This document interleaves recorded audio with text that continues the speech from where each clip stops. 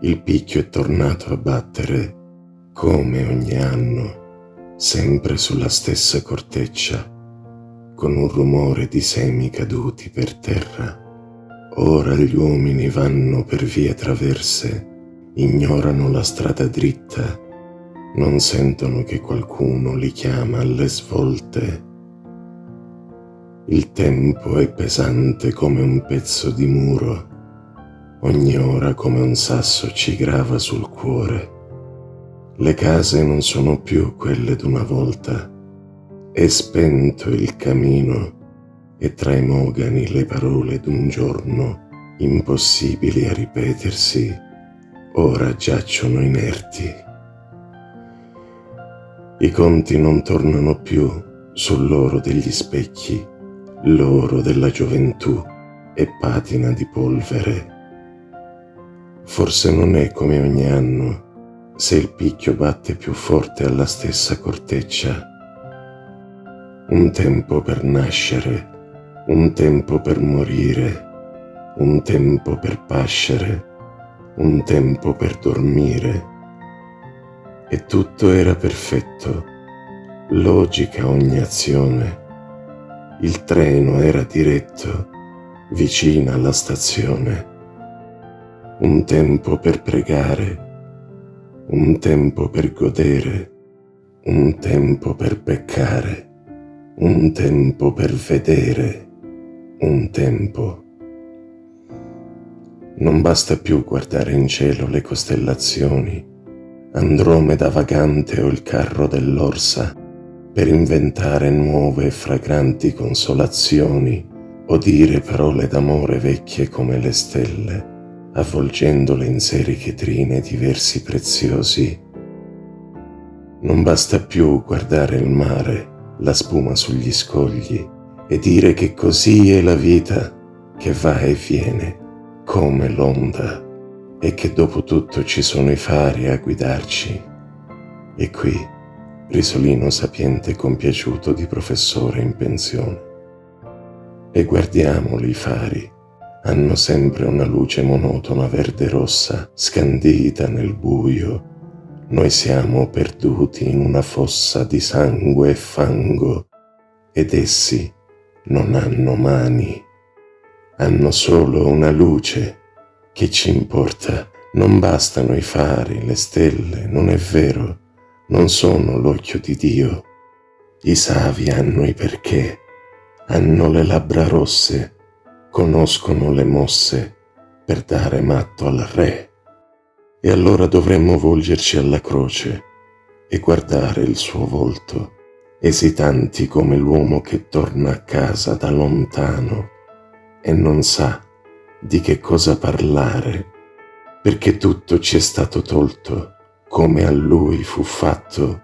Anche le nostre mani sono legate dietro la schiena e qualcuno ci ha sputato sul viso, ma noi rifiutiamo la sua corona di spine o la canna bastone tra le mani. Noi non siamo re, non vogliamo esserlo neppure nel dolore. E poi ha gli occhi troppo buoni, domani un altro potrà percuoterlo, metterlo sulla croce o dargli l'aceto ed egli offrirà l'altra guancia dicendo a suo padre che perdoni.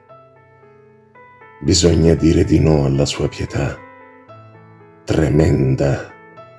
Levategli la corona, è un uomo come noi, un uomo che ci cammina accanto chiamandoci fratelli e ci porge la mano. I preti sono grassi, hanno la fronte pura, il maligno ha paura e corre via tra i sassi. E questo è il tempo della tempesta, l'ago della bussola gira nel vuoto, è impazzito. Le vele scoppiano come i palloni dei bimbi, il timone è senza timoniere, ma il capitano gioca ai dadi nella sua cabina e al caldo ascolta alla radio una musica lontana che parla di donne belle come cavalle in amore La poppa si gira per conto suo, sobbalza la prua, non sa come fare a tagliare le onde. Gli alberi si piegano, le corde ad una si spezzano, qualcuno s'è messo il cuore in pace ed è pronto a tirare le somme, dicendole in un'ultima parola. C'è anche chi attorno si guarda e vorrebbe chiamare il capitano, ma il capitano non si fa vedere. È comodo nella sua cabina. Le Capstein, il whisky, ascolta una musica che parla di donne in amore. Il pane per mangiare, il letto per dormire, mani per lavorare e cuore per soffrire. Orlando sente che la morte lo prende e sulla roccia vorrebbe spezzare la spada. Ulisse naviga ancora, Rinaldo pensa ad Armida, Francesco raduna gli uccelli e parla loro di Dio. Cleopatra aspetta il morso del serpe, Giuda ha i 30 denari, ma c'è qualcosa che non va. Tommaso tocca il costato e allibisce. Ecco l'immagine varia e diversa e sempre uguale dell'uomo. Noi non siamo più loro, loro non sono più noi. Il gallo ha cantato 3 volte, ma noi non abbiamo tradito, abbiamo sorriso. Però se il fratello è caduto, se la Vergine è stata frugata, ma non abbiamo tradito, ecco, l'immagine diversa dell'uomo non è più questa. Ora non abbiamo la spada, la nave, il giardino incantato. Abbiamo solo le mani per coprirci gli occhi.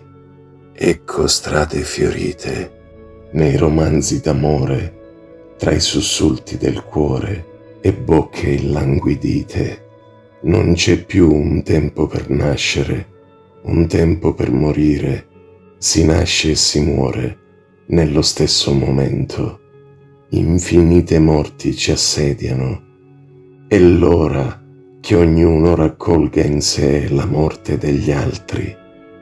Il frumento assiderato dal gelo, il topo che si dibatte nella gabbia, il marito che piange, la moglie infedele.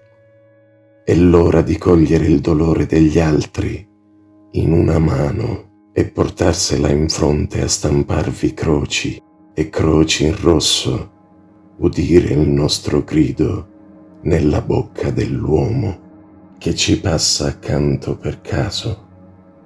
È l'ora di aprire tutte le finestre, tutte le porte, abbattere i muri se occorre, per poterci guardare negli occhi, trovare una parola nuova, che non sia preghiera, ma urlo.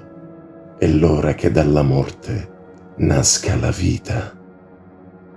Il letto è nero e duro, la donna è sfatta e molle, dovrà cadere un muro.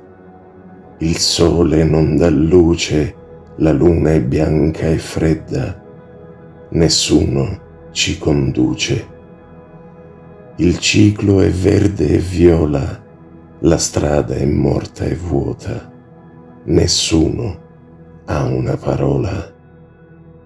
Più d'ogni altro anno il picchio è tornato a bussare alla stessa corteccia più volte. Il cavallo è stramazzato sulla strada e s'è alzato di nuovo sotto i calci. Ora bisogna slegare il carro, bruciare le redini.